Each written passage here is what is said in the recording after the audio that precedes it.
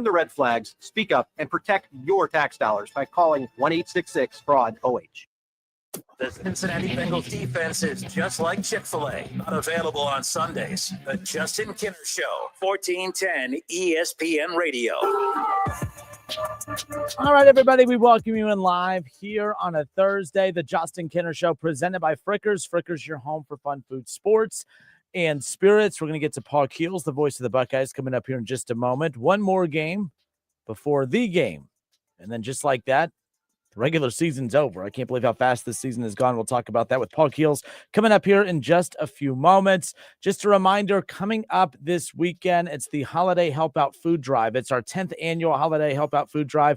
We've partnered up with the Good Neighbor House. We are going to be live all weekend long over at Firehouse 72 in Trotwood. With everything that's been going on with the government shutdown not too long ago, a lot of our local food pantries, of course, need a lot of help as far as restocking those local food pantries. The Steve Harvey Morning Show has sent over 50 Thanksgiving Day turkeys again, that we are going to be putting a lot of holiday meals and build around those turkeys to help 50 adopted families in the Miami Valley that need help this holiday season. So what we need is help this weekend. If you could stop on through the Firehouse 72 over in Trotwood, we're going to be setting up shop tomorrow morning all the way through Sunday afternoon, and we're looking forward to seeing as many of you out there as possible. Every donation, of course, helps those in need this holiday season, and will also go towards the Good Neighbor House and all local food pantries. So come on out. It's our 10th annual Holiday Help Out Food Drive. We're looking forward to seeing you guys out there. We'll be doing the show live out there tomorrow. Keith Byers and I will be on the air starting at 3 o'clock, and we'll be doing the show out there from Firehouse 72 in Trotwood. So again, excited to be with you. We got a jam-packed show for you. Joe Burrow, we thought about, well, maybe he could be back by Thanksgiving. He might be back by this Sunday. So we're going to talk about that coming up around the corner. The Dayton Flyers got a big win last night on the road at Marquette. We'll dive into that. Plus, Kyle Schwarber spoke about how much he loves it in Cincinnati, how much he loves living there, how much he loves spending time with his friends there. Well, maybe he should work there. Maybe a certain team should make that happen. So we'll get to all of that. But before we get to that, we'll welcome on our next guest. He joins us each and every Thursday to kick off the show, the voice of the Buckeyes, Mr. Paul Keels. Mr. Paul Keels, welcome, sir. How are you? I'm good. How you doing, Justin? Not too bad. Appreciate your time as always. Hey, what the heck? We have 2 more games left, and then the regular season's done. When did the season even start? I feel like it's been one of the quicker ones, if you will. Yeah, that's something a lot of people have talked about around campus, just how fast the season has gone and how you're looking at Saturday's game at Rutgers and then the big one at Ann Arbor and, waiting to see what shakes out with the Big Ten championship game. But it certainly has flown by. Obviously coming off a win against UCLA, very similar to a lot of wins. There's nothing big or major to take from it other than Ohio State remains unscathed at this point. It's been a fairly low headline season for Ohio State, but now all of a sudden the injury bug's starting to creep up a bit. How concerned should we be about the unknown when it comes to Jeremiah Smith and Carnell Tate at this point? Well, I think there's some concern about that. And, we saw, Tate hasn't played in the last 2 games. Smith was limited a little bit. As best we can tell, trying to read between the lines, which is always dangerous. A lot of that has been precautionary, but also what it's done is it's given some opportunities to other guys like Mylan Graham and Bryson Rogers. We saw Quincy Porter get out there a little bit. He's had a little of what he's had to deal with as well. And it certainly opens the opportunity for tight end Max Clare and others. But really what it did last week, which I think it was going to do anyway, Justin, regardless, is that it had Ohio State once again majoring in the run game. And all 3 running backs, they were down 1 back. Donaldson didn't play. But all 3 of the backs that played got in the end zone. They all averaged over 7 a game, 7 yards per carry. So that's something that people have been anxious to see. Would this running game kind of get up to where it was doing what the passing game was doing? So, but, there's always concerns late in the year about bumps and bruises. And again, Ryan Day has been consistent about not wanting to give injury updates during the course of the week. He did mention Tuesday that he thought both Tate and Smith were working hard at trying to get themselves ready to play this weekend, but we won't know until, Saturday morning what the deal is.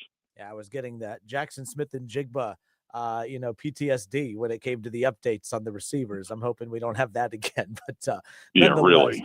But next up is Rutgers again, and you talked about the possibility of a trap game. I don't see Ohio State losing this weekend, but we as fans, we're not thinking about Rutgers. We're thinking about the game next week, and I'm pretty sure that's how media and everybody is.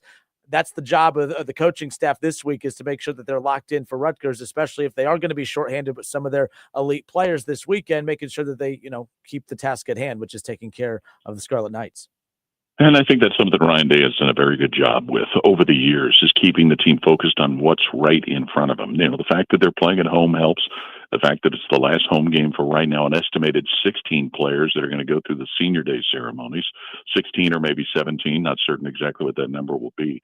And also the fact that it's Greg Schiano on the other sideline, a coach that Ohio State's very familiar with. He spent 3 years as a defensive coordinator here. Rutgers is coming off a bye weekend. You never know what they've got up their sleeve. He's always got some gadgets, and they're a program that's, I think in the 2 stints that Greg has been the head coach there, they've blocked over 60 kicks. So there's elements like that can kind of keep a team focused and paying attention to what's right in front of them. Paul, you talked about the senior day festivities.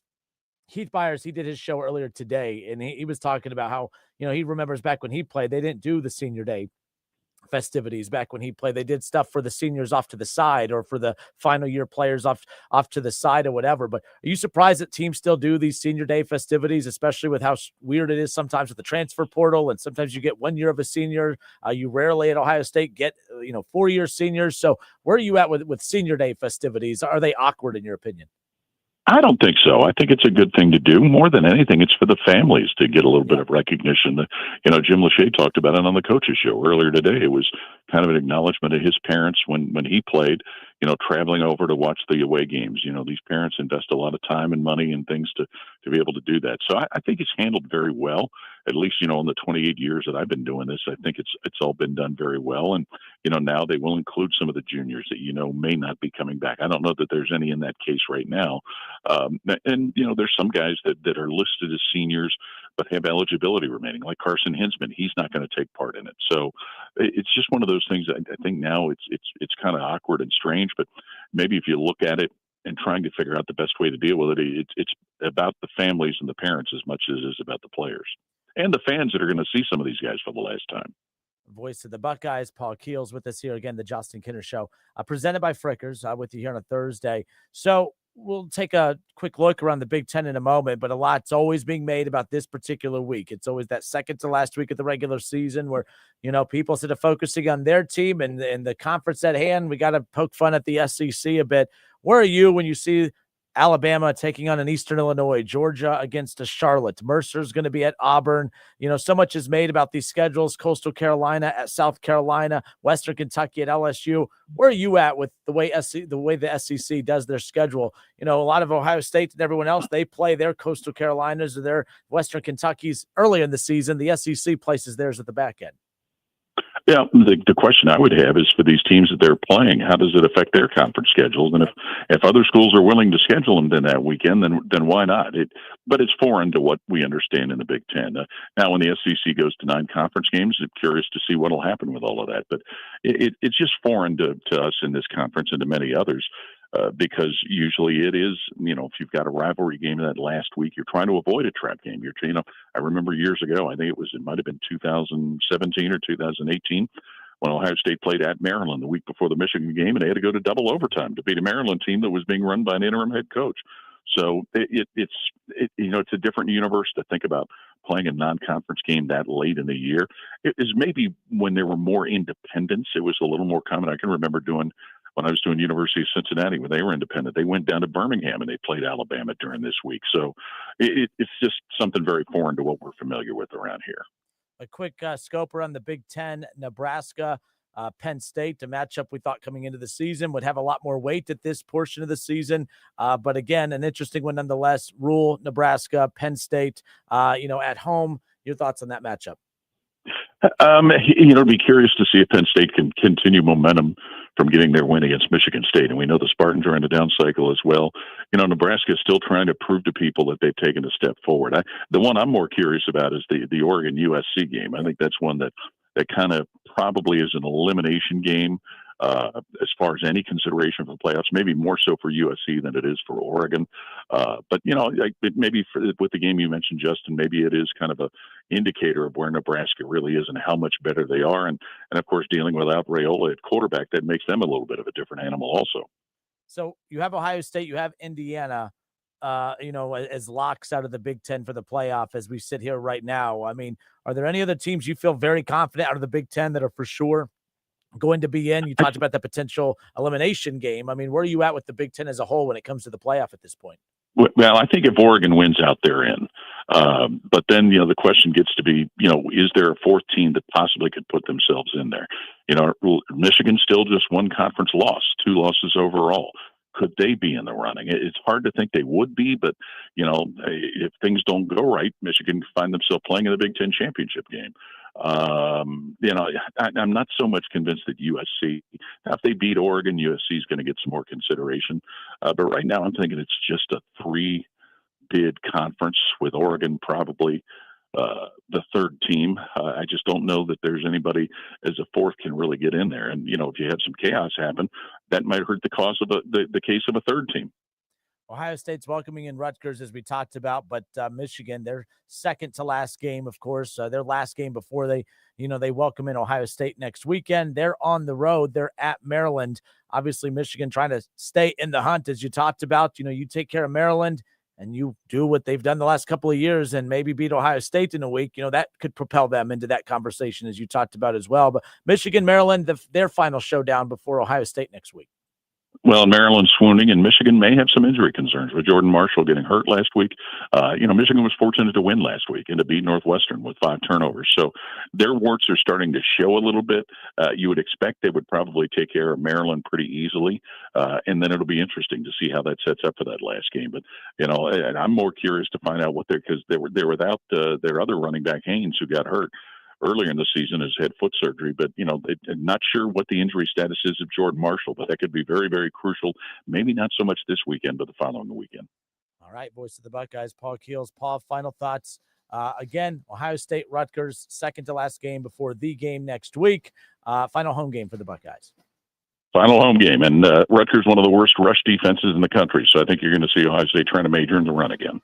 Oh, that'll be nice. That'll be nice. Ohio State basketball got the big win, a close one over Notre Dame this past weekend. Ohio State hoops continuing on as well.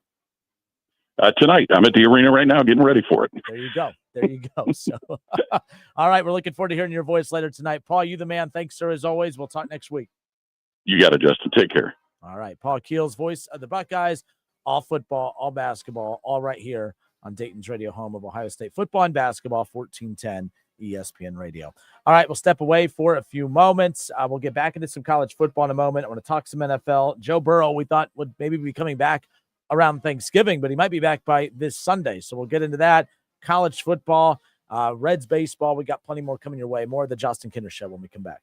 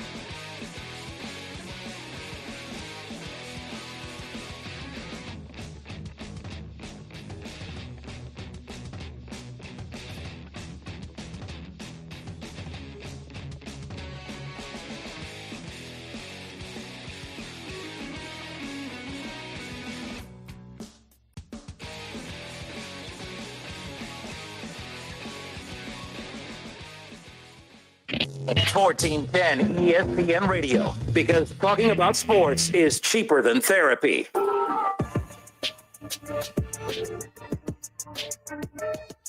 All right, and we are back. It's the Justin Kinner Show presented by Frickers. Frickers, your home for fun, food, sports, and spirits. 937-518-1410. That's the number to call and jump in on the conversation. All right, so as we sit here right now, I thought this was interesting. Earlier today, Bengals head coach Zach Taylor did not rule out the possibility of Joe Burrow playing on Sunday against the Patriots.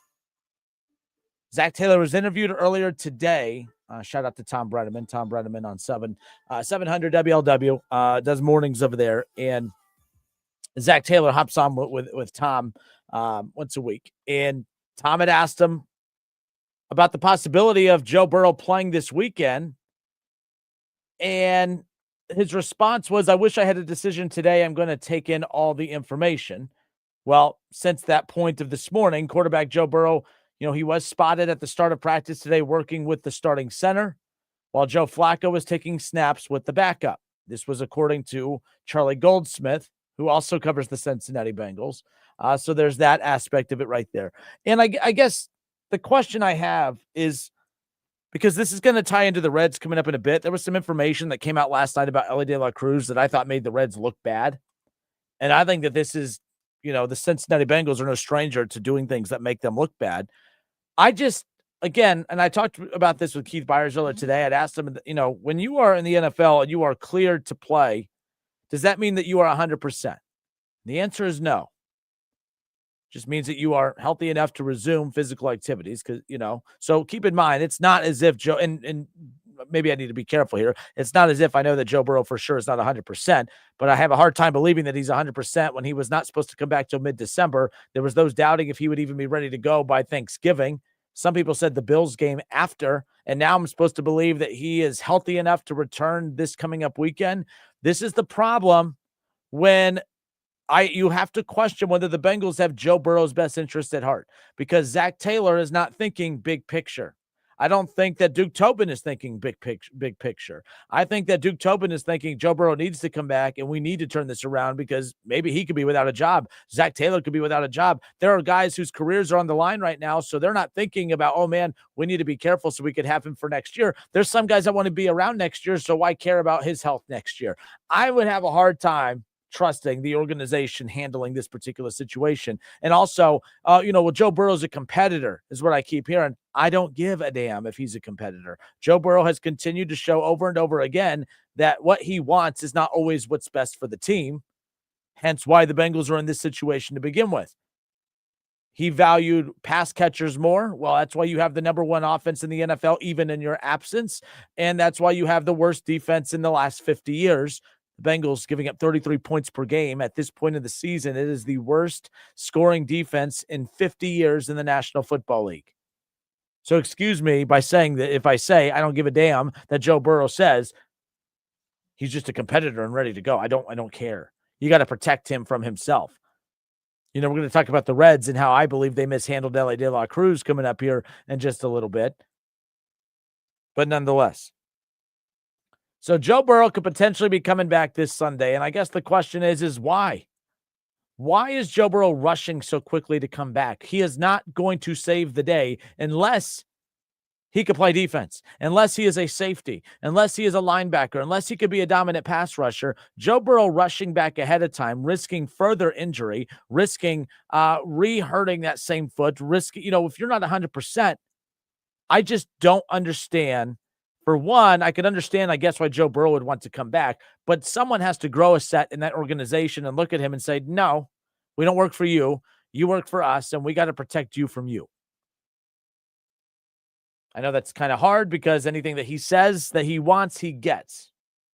He's been that's a desperate organization that when he wants something, they bow down to him. And I think as an organization, they got to tell him no. I have no clue the obsession with rushing him back. I could see if the Bengals were losing games because they were not, efficient offensively. I could see if their defense was solid, but their offense was losing them games. And it's like, man, I can't watch another week of that offense. We need Joe Burrow back. The offense has been the best offense in the NFL since Joe Flacco arrived. I get it. They didn't look that sharp this past Sunday against Pittsburgh. But man, oh man, Pittsburgh, I also look at the Patriots, and they have a bottom 10 ranked pass defense. I think Joe Flacco with T. Higgins, I think that those two will be just fine against a team that is as good as New England is. It is a team that ranks in the bottom 10 in pass defenses in the NFL. To me, I just see no point in rushing Joe Burrow back this weekend. I see no point in rushing him back against the Baltimore Ravens. But at least the Ravens are a divisional opponent, and I would understand that. But man, oh man, I don't see it. I don't see the purpose of it. I see that they can risk doing more harm than good. Joe Burrow comes back this weekend and throws for what? 275, 300, and 3 touchdowns. Guess what? They're still losing. And the only thing that you risk is him getting further injured because he's not 100%. I think it is ridiculous to rush him back. There is no purpose of him coming back. I don't think he solves one single solitary problem by coming back. I tell you what, I also think it's disrespectful to Joe Flacco. If it ain't broke, don't fix it. This offense isn't broke. Now they're going to be without Jamar Chase this coming up weekend because, he had to be a child and spit on somebody this past weekend, so they're going to be without him. I don't get it. Now, Chad Kinser, he weighs in on this. He says, pampered baby gets what he wants, and as injury prone as he is, he's only going to hurt himself in his career at this point. Someone needs to just have the guts to say no to Joe. Chad, I'm surprised. I thought you were going to be against me on this one, and I'm not trying to get into an argument. I keep trying to say, oh, good, Joe Burrow's coming back this week. Now the Bengals have a shot to win. I just don't think that's the case. I don't know what problem Joe Burrow solves. And now this sounds like a ridiculous comment. If Joe Burrow's back, of course you play him. He's your franchise quarterback. Yes. If this was any normal situation, yes. This isn't a normal situation. This defense is historically bad, the worst defense in the last 50 years. The offensive line isn't good. They can't run the football. Jamar Chase is suspended because he spit on somebody last week. And you're not 100%. I've asked NFL players this question. Being cleared to play is not the same as being 100%. And until I hear that Joe Burrow is 100%, I think this is the wrong decision. One more time, the Patriots have a bottom 10 ranked pass defense in the National Football League. They don't need to force Burrow out there this Sunday. I get it. Thursday night on the road in Baltimore. Thanksgiving, prime time, another full week. As far as I'm concerned, I completely get it. Still not a big fan of it, but if you win this Sunday, yes, I'm a big fan of it. But as far as I'm concerned, at this point, you're only risking not just this season, but next season. This season potentially is shot. And I shouldn't say potentially. I think it is shot. Next season, now this is not, and it's not about next season yet, but it's about next season when it comes to preventative measures to make sure that you don't do something stupid to impact next year. Joe Burrow is a fragile quarterback, which means if he is out there, you only need him out there if what you get from him is worth the risk of him getting hurt and being without him. If he goes out there and gets injured, and there's an injury that goes into the offseason and lingers into the start of camp, I just don't see how that is a situation that is worth the risk of battling to barely make the playoffs and get eliminated in week 1. It just doesn't make sense. Chad says, absolutely not. I agree with you on most things, and I think he's rushing back. There's no point. This season is over with that defense. I don't know. I am curious. By the way, I do want to hear from those of you who do believe that he should come back this Sunday. What I want to hear, though, in your response is why. And it could be as simple as he's the franchise quarterback, and I'm a fan, and I would rather watch him than Joe Flacco. I can't argue with that. I just think it's short-sighted in regards to big picture. Big picture, like especially because Joe Flacco being on this roster is why you don't need to rush Joe Burrow back. If we were still seeing those same repetitive performances that we were seeing in week 3 and 4 against the Vikings, you know what I mean? And against Denver, I would say, you know what? Fine. You have nothing to lose at this point. But Joe Flacco has been phenomenal. I know he wasn't elite against the Steelers this past week, but you're not going to be great every single week. And again, the defense,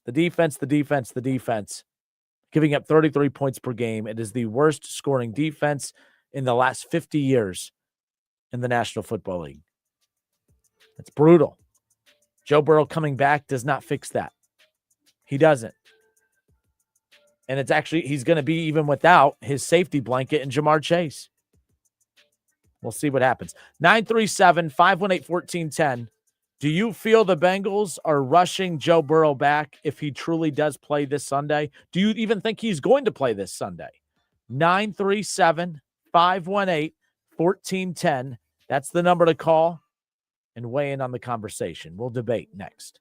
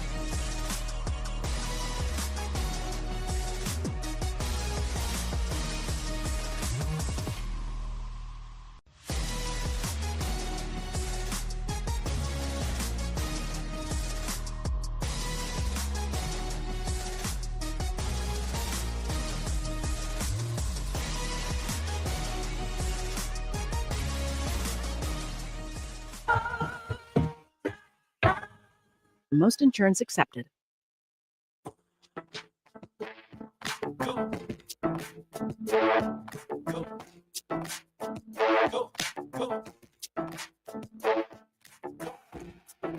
Nine 518-1410, the number to call and jump in on the conversation. I'm Justin Kinner. All right. Joe Burrow might be coming back this Sunday. It seems like all signs are pointing in that direction. And I just think it's kind of ridiculous, to be honest. I don't see the points in him being rushed back this Sunday.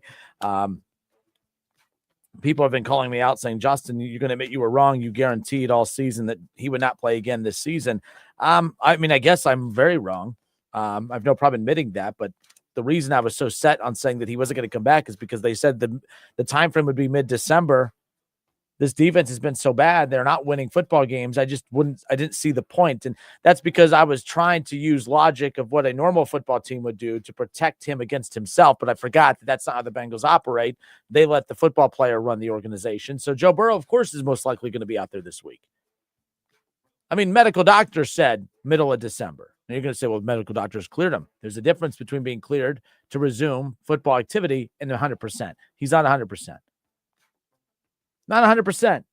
And then as I'm watching this, as I'm following the coverage of this, Kirk Herbstreit, love Kirk, but I just thought this comment was ridiculous. Kirk Herbstreit went on the Pat McAfee show earlier today and said, Joe Burrow just wants to play football. He wants to be out there.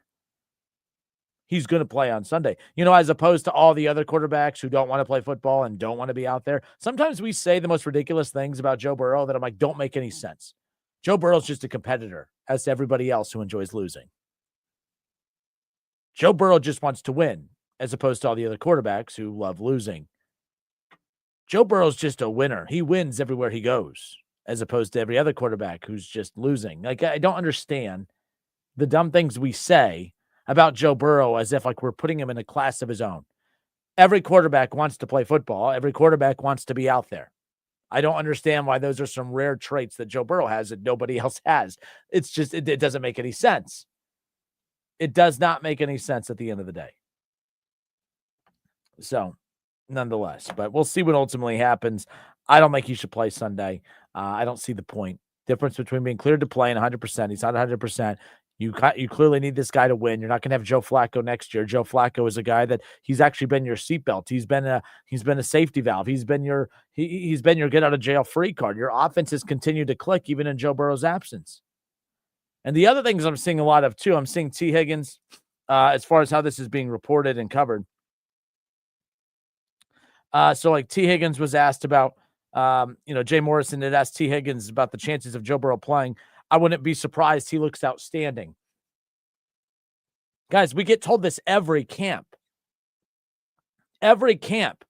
How many times do we hear from the media, Joe Burrow looks phenomenal? How many times do his teammates go to the media and say, man, Joe Burrow, this is probably the best he's ever looked? How many times has Joe Burrow told us in camp before, man, this is the best I've ever felt?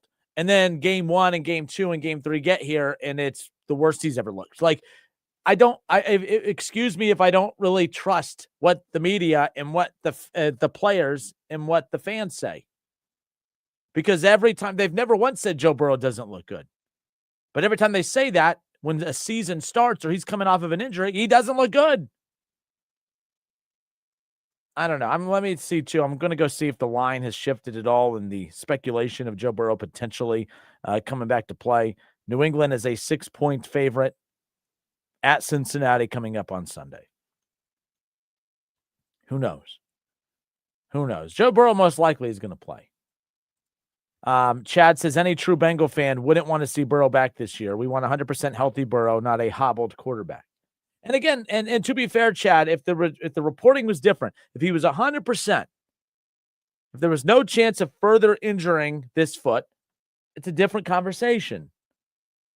But, and like I said, if you factor in all of that along with, oh man, the offense has just been horrible in his absence, and the only way to potentially make the playoffs is him to come back, then you entertain it.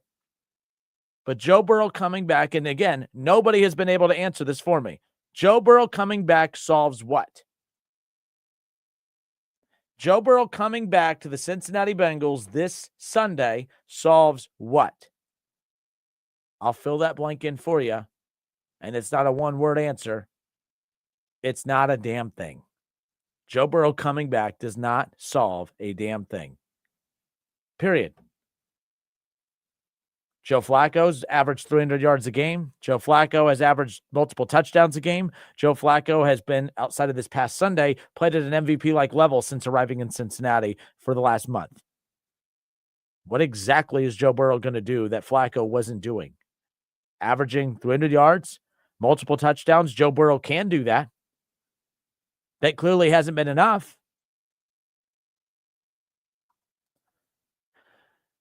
Chad says if he truly was 100% ready to go, then yeah, he's making $55 million a year, should play.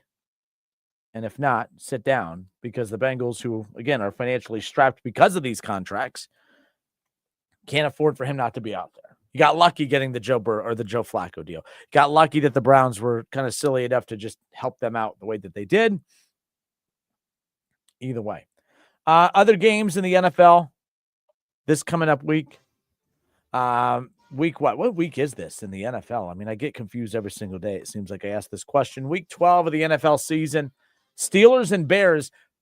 The Steelers are not the only team. The Bengals are the only team with question marks about their quarterback in the AFC North. Obviously, it seems like every one of them is. The Ravens might be without Lamar Jackson. Browns are throwing out another quarterback. And the Steelers might be without Aaron Rodgers. Aaron Rodgers might play this Sunday at 1 o'clock at Chicago against the Bears. That's coming up on Sunday. The Bengals welcome in the Patriots. By the way, that Chicago and Steelers game, the Bears are a 2.5-point favorite. The Lions with the Giants in town. Detroit, a 10-point favorite. Vikings, Packers, a big NFC, North showdown right there. That is Green Bay, 6 points. They are favored at home in Lambeau. The Titans are 1-9 on the season. They have the 7-3 Seahawks. Seattle, not surprisingly, a 13-point favorite. Colts and Chiefs. I mean, how about the Chiefs at 5-5? I mean, the Chiefs are really, I mean, we could be looking at a potential playoff this year that does not feature Joe Burrow, that does not feature Lamar Jackson, and does not feature Patrick Mahomes. I would not anticipate there being many playoffs moving forward where all three of those or any of those quarterbacks miss the playoffs. Now, Joe Burrow, it's almost becoming just a normal thing, but it is weird not seeing Lamar or Patrick Mahomes in the playoffs. So a lot has to go right. The Chiefs have a great opportunity with the Colts coming to Kansas City. Kansas City with the 8-2 Colts in town at 3.5-point favorite. Ravens and Jets. Lamar Jackson might be back to battling another injury, by the way. 5-5 Ravens, 2-8 Jets. Baltimore is a 13.5-point favorite. I would jump. I mean, that line, I would hammer the Jets right now until we know exactly what's wrong with Lamar Jackson. Browns, the debut of Shedeur Sanders on the road in Las Vegas at Allegiant Stadium at the Raiders. The Raiders are a 4-point favorite. We'll ultimately see what happens there. Shedeur, can he go in and show that he could be the guy? He may not get you look at what's going on right now. We've seen bad game after bad game after bad game for Dylan Gabriel. One bad game from Shedeur Sanders this Sunday, and his starting job is gone because he's not technically the starter. Dylan Gabriel is. He's going to have to go out there and wow the coaching staff, wow the fans, and ultimately lead the Browns to a win to really convince people that he should be the guy at least for another week. Jaguars at the Cardinals. Jacksonville, a 3-point favorite on the road. The Dallas Cowboys and the Eagles in the NFC East showdown. Philadelphia, a 3.5-point favorite. The Cowboys, 4 wins, 5 losses, and a tie. Welcome in the 8-2 Eagles. Saints, Falcons. New Orleans, a 2.5-point favorite at home. My gosh, that is one boring matchup right there. Rams and Buccaneers. The Rams are a 7-point favorite. They're 8-2. Bucks 6-4 with Baker Mayfield. Matthew Stafford, we keep feeling like, a geriatric quarterback closer to the end. Should retire. Might be the MVP favorite at this point. He's thrown for over 2,500 yards, 27 touchdowns, only 2 interceptions, and the Rams are 8-2 and are rolling. A win this weekend over Baker Mayfield could propel Matthew Stafford to be the favorite when it's all said and done. Monday Night Football, Panthers and Niners. San Francisco, a 7-point favorite with the 6-5 Panthers. The Panthers have been a winning team pretty much all season. Every time I look up, they're above 500, but they just don't scare anybody. Thursday Night Football coming up later on tonight. CJ Stroud and the Texans, who are 5-5, will welcome in Josh Allen and the Buffalo Bills. The Bills are 7-3. Josh Allen coming off of his first MVP season, not having as great of a year. He has thrown for 18 touchdowns and 2,400 yards, but he's also turned it over 7 times with 7 interceptions. We'll see if they can turn it around.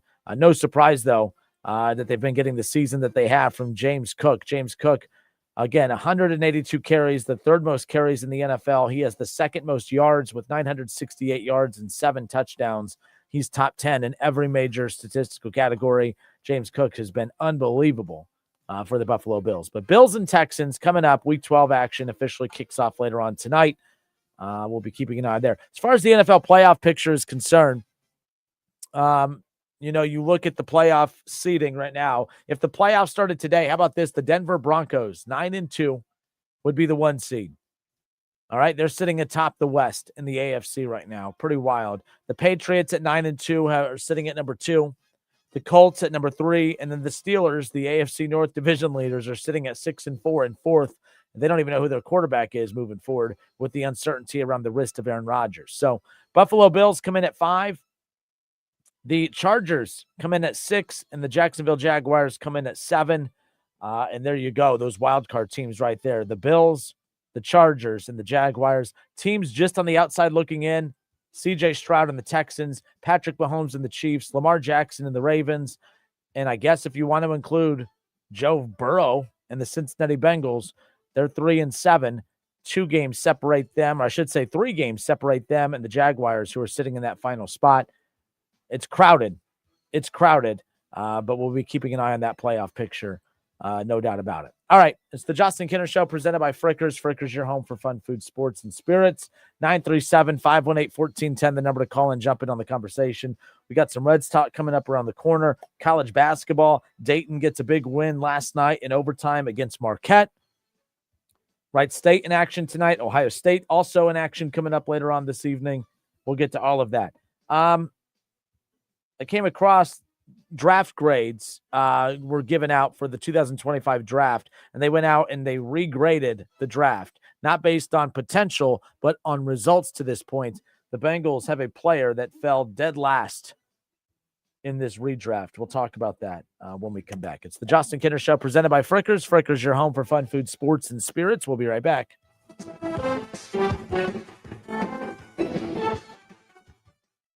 What does fame taste like? Is it the crunch of fried to perfection chicken strips?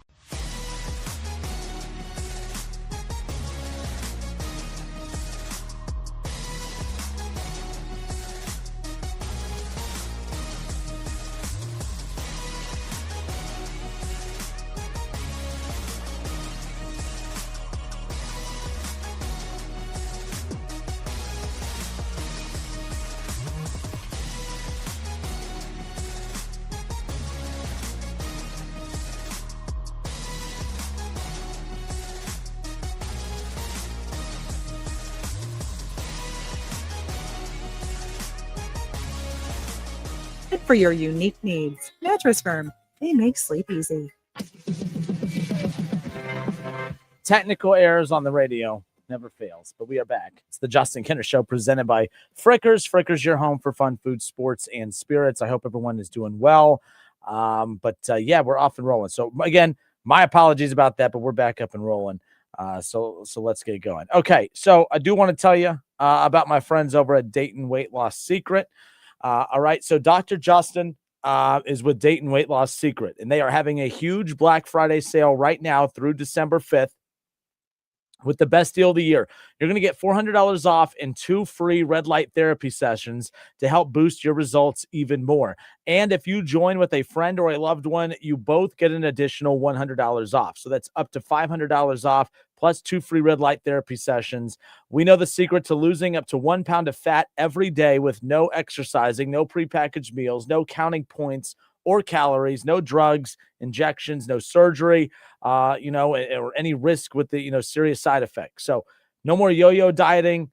Let's reset that metabolism. All you have to do is, of course, get that free consultation taken care of at DaytonWeightLossSecret.com. So many patients lose about 20 to 30 pounds in the first month or two. I'm one of those many patients. I lost 30 pounds in the first 2 months. I mean, it just came falling off, right? And it was very cool to watch and be a part of along the way.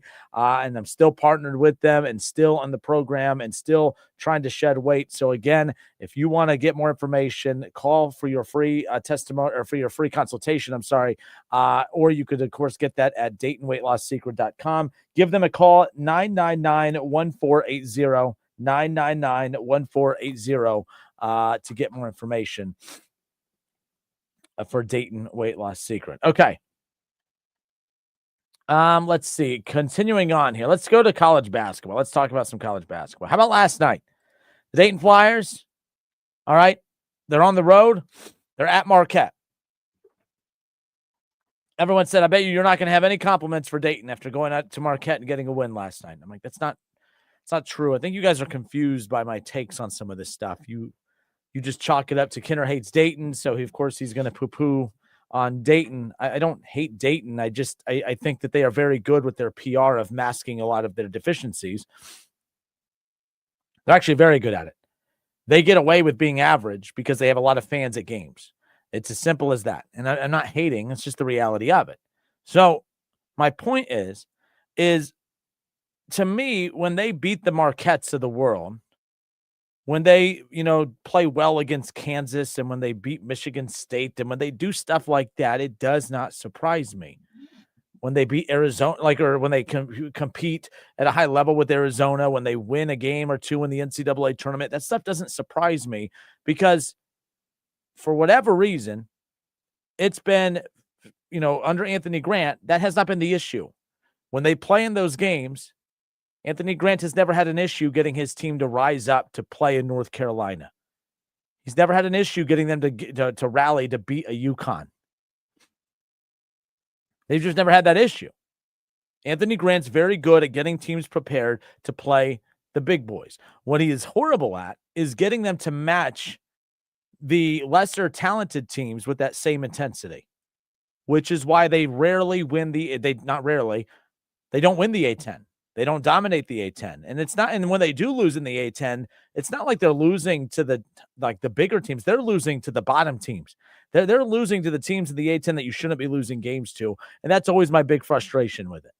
Is I'm tired of hearing about how many fans go to games. I'm tired about hearing about the Big East. I'm tired of hearing about all of that because it all means nothing if you can't dominate a bad conference in the A10.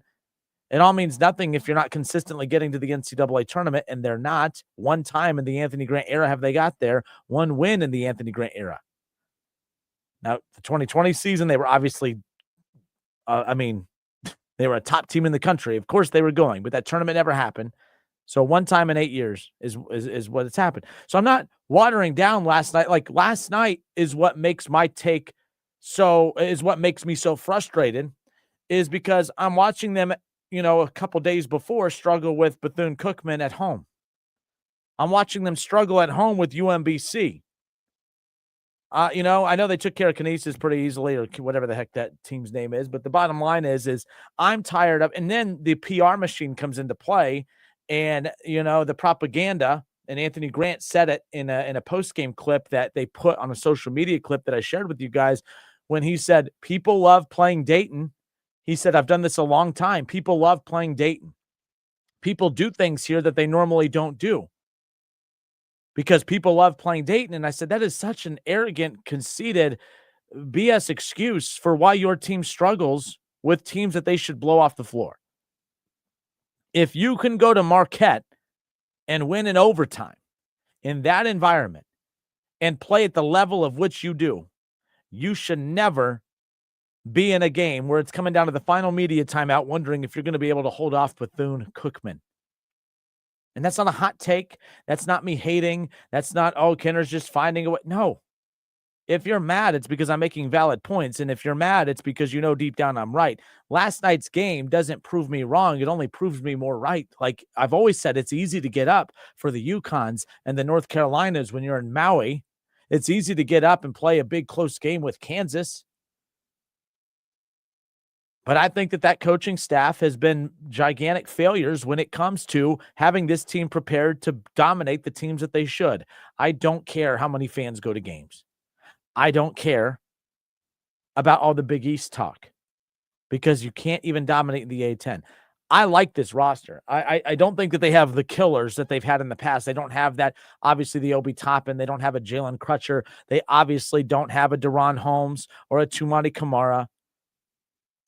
I love Bennett. I think Bennett, I love watching that kid play. He dropped 25 against Bethune-Cookman. He had 19 points. At one point, it was a hush amongst Dayton fans because it looked like Bennett got really seriously hurt, but it was just a cramp, and he made his way back out there. He dropped 19 points last night. I like Bennett. I like this roster. I actually think this is one of the most complete rosters that Coach Grant has had in his time here outside of that 2020 season. But they've had more talented rosters than this. I'll take those rosters that obviously had Deron Holmes and Tumani Kamara and Kobe Brea and Malachi Smith and guys like that. That roster was way better, and they couldn't do anything with it. This is a less talented roster, but it might be a better team. But it doesn't matter because every time that we think that they have something special, they find ways to lose games that they shouldn't later in the season. They're going to win their 20 games. They are going to play Georgetown here in a few weeks. And I don't even know if Georgetown's any good, but it's a brand, so they're going to play well. They're going to play well against Virginia. They're going to look the part against Florida State. But watch. They will struggle with North Florida. They will struggle with NC Central. They're going to struggle with the teams that they should blow out of this gym. So it's hard for me, and this is what always happens. You guys go silent after a Bethune-Cookman. But you have everything to say when they beat a Marquette. And you think I have nothing to say when they beat a Marquette. And all I'm here to tell you is, I know they beat Marquette. I know that they are capable of it. Anthony Grant recruits good players. They have talented rosters every single year.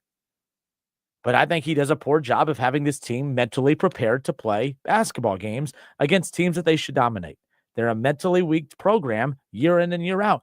Not a hot take. Go look at the teams they've lost to over the years.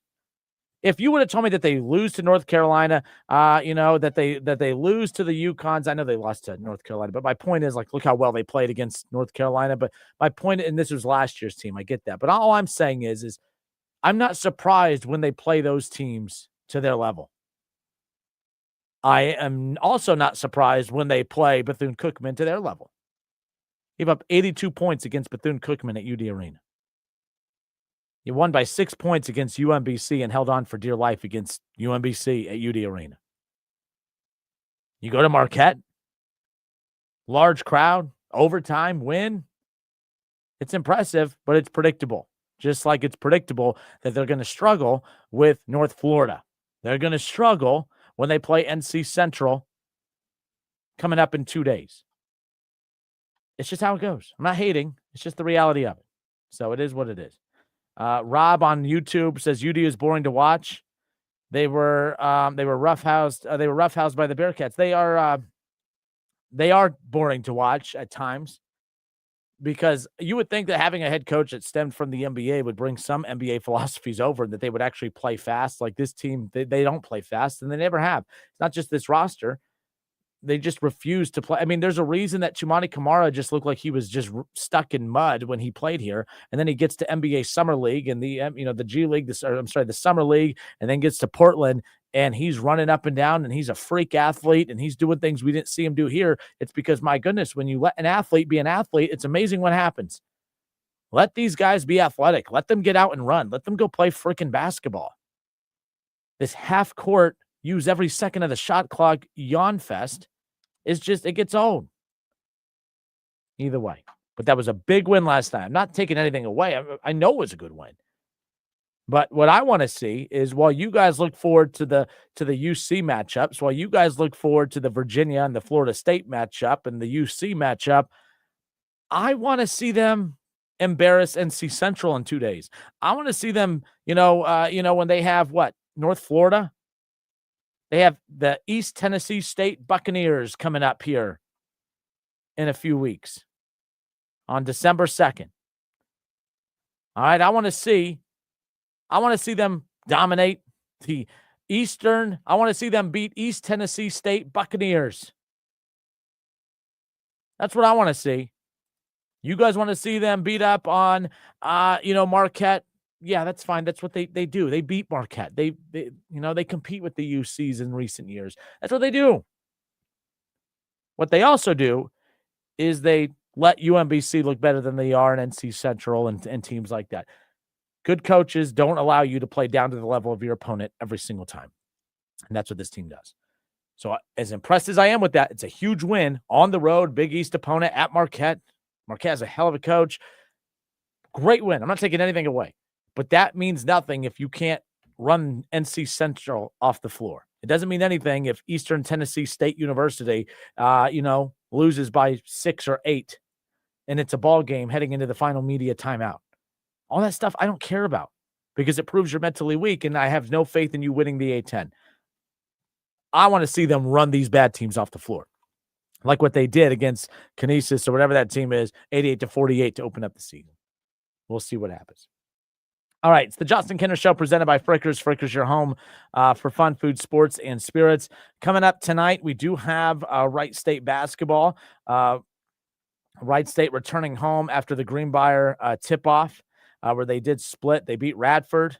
They blew out Radford. Radford's a very good team, and they blew Radford out. And then Kent State, who's also a really good team, they lost in overtime this past Sunday. So, Wright State has Ohio Wesleyan tonight at home at the Nutter Center, 7 o'clock, the tip-off. As far as the Wright State Raiders' upcoming schedule, they'll be at Stetson and at Butler next week. The day after Thanksgiving, they'll be at Butler. Youngstown State and Green Bay coming up. They're going to be at Marshall. Miami of Ohio at home on the 16th. Eastern Michigan, a lot of MAC schools, and then it's all Horizon League play from there. But Wright State, look, this past weekend at Greenbrier, Radford, that game when they won 92-59, that's the team that I know that they are, but I also know that the way that they lost to Kent State, their inability to make free throws, they weren't very disciplined down the stretch. That's frustrating. There's just a lot of things that allowed them to lose that game late. But, man, I tell you what, they have a freshman. Okay, they have a freshman that I really want people to go out to the Nutter Center to watch. They have a freshman that is so good that, and I'm not putting this out there. I don't want Wright State mad at me. But every time I see this kid make a play, I'm like, he ain't going to be here next year. I don't like thinking that way. I probably wouldn't say that in front of the coaches. Deep down, I wouldn't be surprised if they don't think that themselves. I hope not, because I think that was a hell of a recruiting win for them.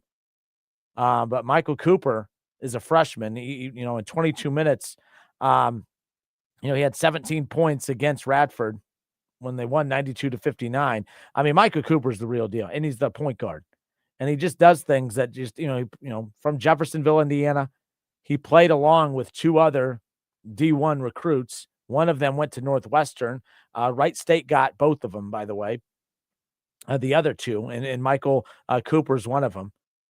And I think that he's as good as the kid that went to go play over at Northwestern, by the way. But he's averaging just a little over 15 points per game, 3 rebounds, about 2.5 assists a game. He's shooting 48% on the season. I think the kid's phenomenal. I want you guys to go to the Nutter Center to watch this kid play. I hope he's here for another year. I hope he's here for the next 2-3 years. But we know how college basketball works. So I don't know how long he's going to be here. But this kid, you don't get freshman talent like this. You usually get a freshman that comes in looking like a freshman and then develops into something, usually at the right state level. That's not what this is. This kid came in and literally, so I found out like they won a state championship over in Indiana. And they played where the Pacers play, a sold-out arena over there. And, he just bowled out in front of a sold-out NBA arena. Pressure doesn't bother him.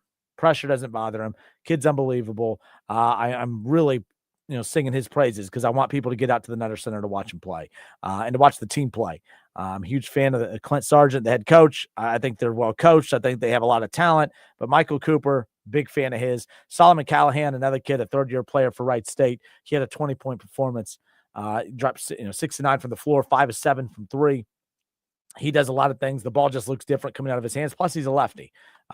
Kid's unbelievable. So, Wright State tonight at the Nutter Center, 7 o'clock. If you want tickets, text Raiders to 937-518-1410. If you want tickets to tonight's home game, text Raiders to 937-518-1410, and I'll get you taken care of for tickets to see the Raiders tonight. Michael Cooper and company, go check them out. All right, I want to talk some Reds coming up. If you missed our conversation with Paul Keels, that's also coming up around the corner as well. I don't know. Nobody seems to have answers on Jeremiah Smith and Carnell Tate. I don't anticipate seeing them. I mean, what's more likely? Who's more likely to play this weekend? Joe Burrow for the Bengals or Jeremiah Smith and Carnell Tate for the Buckeyes? Oof, I don't know. I honestly don't know that answer. But we'll get into all that and more coming up. Justin Kinner Show, 1410 ESPN Radio.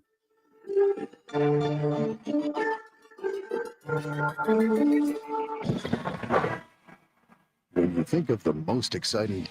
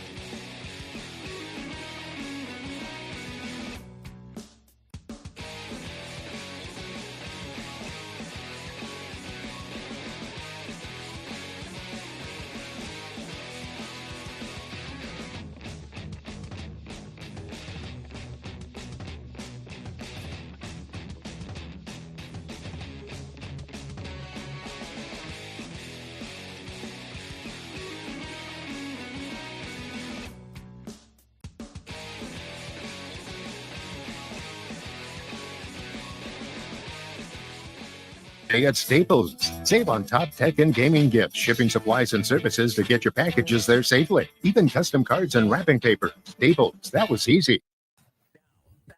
Justin Kinner Show, right here on ESPN Dayton, 1410 Wing AM. The 10th annual Holiday Help Out Food Drive officially kicks off tomorrow. Firehouse 72 in Trotwood. Again, this is the 10th year of this, and Wing really started being a part of it. So Faith Daniels, radio personality, runs 92.1 WROU, sister station here in town. And she started this Holiday Help Out Food Drive years and years ago, adopted local families in need around the holidays that, just aren't in a position to be able to, comfortably say that, hey, we're going to have a Thanksgiving Day meal. So many of us just, hey, we're having Thanksgiving next week. That's not the case for a lot of families. And a lot of families here in our backyard. So Faith started this project, and she's, set up shop at Firehouse 72 in Trotwood, and every year has been doing this food drive, and it's gotten bigger and bigger. And we've been a part of it the last couple of years. 92.1 WROU carries the Steve Harvey morning show, and Steve Harvey found out about this, and I think it's really cool because he provides 50. So about 50 families are adopted in the Miami Valley through this program, and Steve Harvey donates 50 Thanksgiving Day turkeys.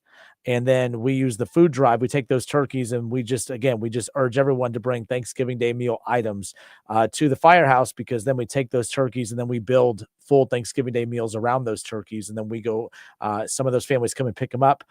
Others involved in the food drive go and drop those off and deliver those to those families. And it's just, it's a real difference maker, because it's one thing to help anybody in need, but when you know that it's going to like people right here in Dayton, like when you know where it's going, I think it just means more. And this means a lot. And not only that, but because of the local, not the local, but the government shutdown that happened recently. And I know it's back open, but for the time it was the longest government shutdown in history. So because of that, there were a lot of food pantries that were just ransacked throughout that entire stretch, because a lot of families needed that. Well, now this is the most busy time of year for those food pantries. And now a lot of those food pantries are bare or very minimal resources. So what we're also doing is just any non-perishable food items, because we've mainly partnered with the Good Neighbor House, but all excess food, once we've taken care of them and those adopted families, we are going to go and make sure that we help restock as many of our local food pantries as possible. So we need your help. I appreciate anybody that could take the time. We're going to be out there all day tomorrow. I'll be doing the show out there tomorrow, all day Saturday, and through noon on Sunday. All right. So if you can make any time at all to come out and to drive through, again, they'll have the bay open. There'll be signs and everyone pointed, you'll follow the traffic through. You come through, you don't even have to get out of your vehicle. All right. All the volunteers, the firefighters there, they'll approach your car. You just tell them if it's in the trunk or in the back. And if you want to meet any of the radio station personalities, you're more than welcome to park and come on in and bring your stuff in. We'll be happy to meet you as well. But I just wanted to make sure I spent some time to give you guys some background information on that, because like I said, it's not just one of those, go be involved in some little charity thing. Like, we see the impact of this, and I look forward to it every year. So that's what's coming up tomorrow, the Holiday Help Out Food Drive at Firehouse 72 over in Trotwood. Nonetheless, Chad, you said what time on Saturday? We're there all day Saturday. So I have to do our Buckeye tailgate show from 10:30 to noon in Kettering, but then we're heading right to Trotwood as soon as that's done. So I'd say from 1 until end of day. Until the work is done on Saturday. So just keep that in mind. If you have time to stop on out, it'd be greatly appreciated. The Firehouse 72 over in Trotwood, the Holiday Help Out Food Drive. We look forward to seeing you guys there. All right. So Ohio State, they are in action on Saturday. It's a noon kickoff. Rutgers in town. It's the final home game for Ohio State. And I thought this was interesting. I talked about this with Byers. He was talking about senior day and just the senior recognition. And he said when he played at Ohio State that they didn't have senior day. They didn't do senior recognition then. He said there was senior recognition within the program, like your families came and they did like a little thing for you, like on the Friday before the game. You got recognized, you got honored in some way, but there was no bring you out onto the field before the game and that type of thing. And I find these to be awkward. If you guys remember last year, because like some of these players just don't know. Really in basketball, you really pay attention to, like, when it comes time for senior recognition. There's a lot of players who are seniors but have an extra year of eligibility.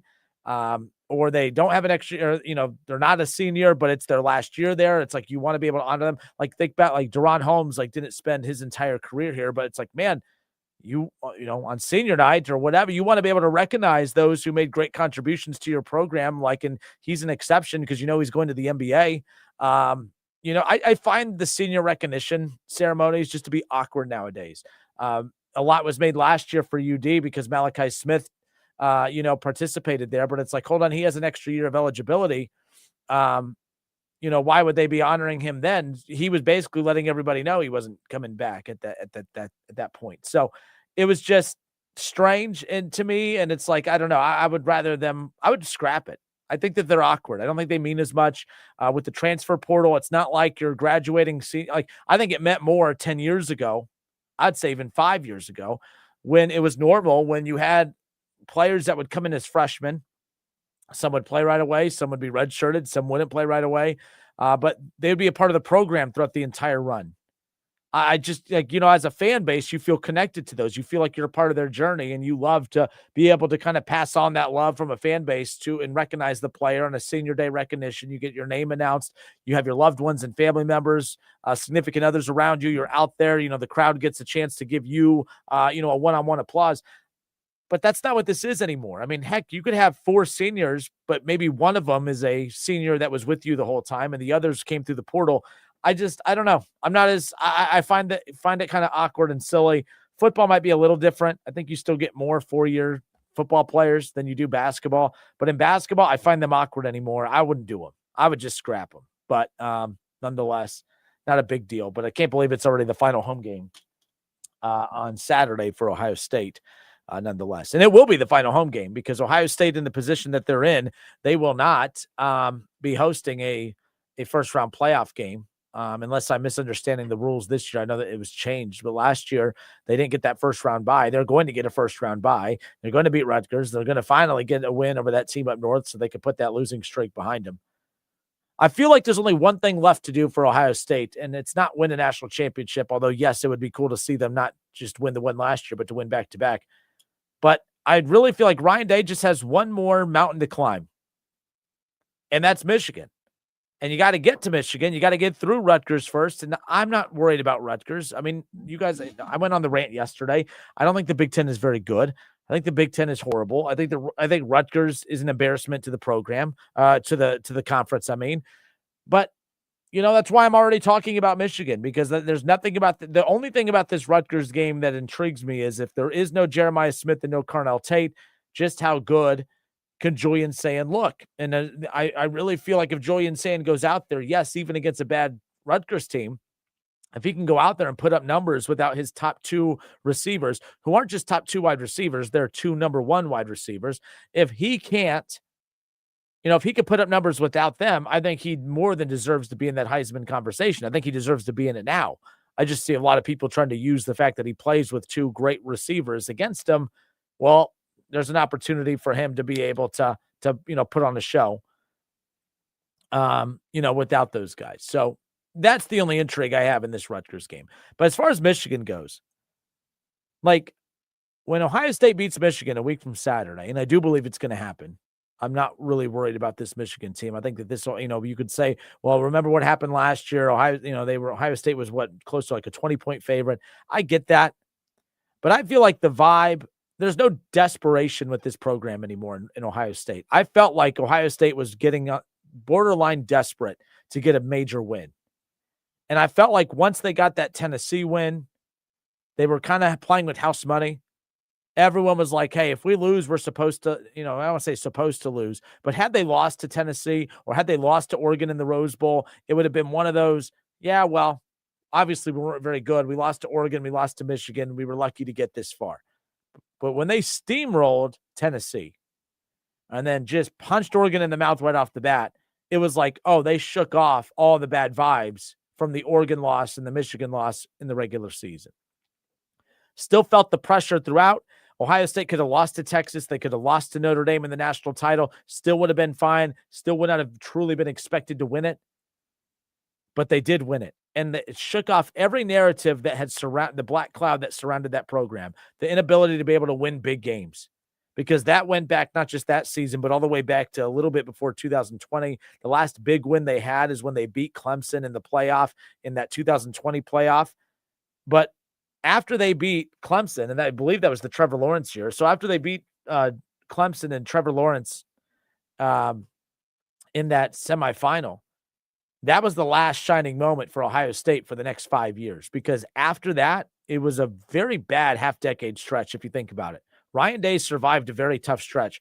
They lost to Oregon multiple times in that stretch. They, after beating Clemson a week or 2 weeks later, they got their doors beat off by Alabama in the national championship.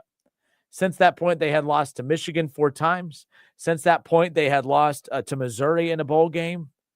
Like they had a Rose Bowl win against Utah, and that was it. The shining moment for Ohio State from 2020's win over Clemson until last year's win in over Tennessee in the playoff, the shining moment for them, the biggest win for them, was a win over Utah in the Rose Bowl. And the Rose Bowl was almost just a signal of you weren't good enough to make the playoffs, so even a win over Utah wasn't anything to truly brag about. But multiple losses to the SEC, 4 straight losses to that team up north, multiple losses to Oregon. There really wasn't anything. No, I mean, they struggled to win Big Ten championships. There was really nothing there to truly feel good about. So the fact that Ohio State erased all of that within a 1-month run of beating Tennessee, beating Oregon, beating Texas, beating Notre Dame, the fact that they were able to and then beat Texas again to kick off this season, 5 straight wins over top 10 opponents. Man, I remember we had Heather Dinich on the show at the beginning of the year and others. I could not think of a more impressive start or a more impressive 5-game stretch from any team in the history of college football. I don't think any team has ever played that gauntlet of a schedule when you truly think about it. And if you really would have stretched it into last season, you got to think that, we're playing the second to last game of the season right now with Rutgers. Last year at this time, it was top 5 Indiana. So Ohio State, a year ago at this time, had top 5 Indiana, Michigan, Tennessee, Oregon, Texas, Notre Dame, Texas again.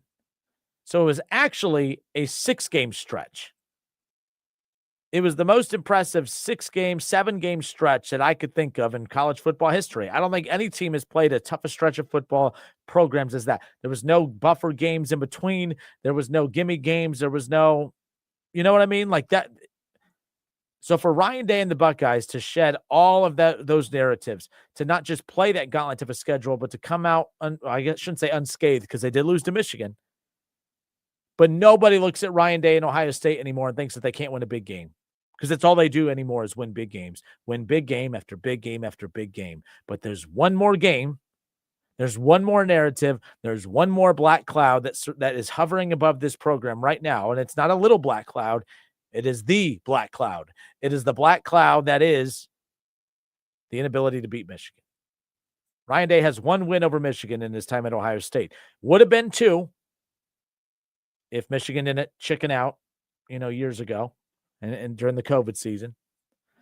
But it doesn't matter because 1 win, 2 wins, there's 4 losses. And that has to be fixed. That has to be fixed.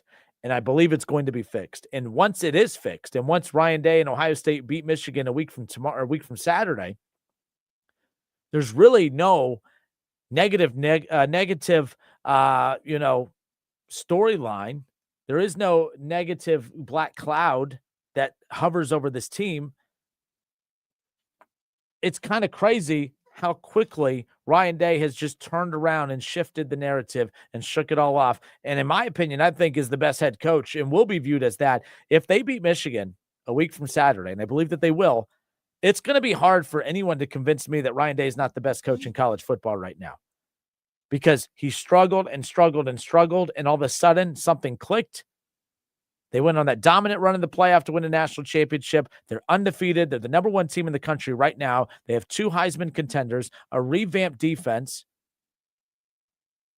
And I just think it's the healthiest program in college football. From 2000 to now, in 25 years, no team has won more games than Ohio State. They have 3 national championships in 25 years. 3 national championships with 3 different head coaches. They won a national championship, obviously, with Tressel, a national championship with Urban Meyer, and a national championship with Ryan Day. So as a program, all right, this is the healthiest program in all of college sports. No other program is doing or has done what Ohio State has done. They have won more games in the last 25 years than any other team. 3 national championships with 3 different head coaches. The only other team that could say that it has done that is technically LSU. With Wes Miles, they Ed Orgeron, Nick Saban, not in that order, of course. But you had West, you had Nick Saban, and then obviously Ed Orgeron. But like 3 different head coaches have won the national championship with LSU. 3 different coaches have won it with, of course, Ohio State. But Ohio State's won more games than any other team in college football since the year 2000.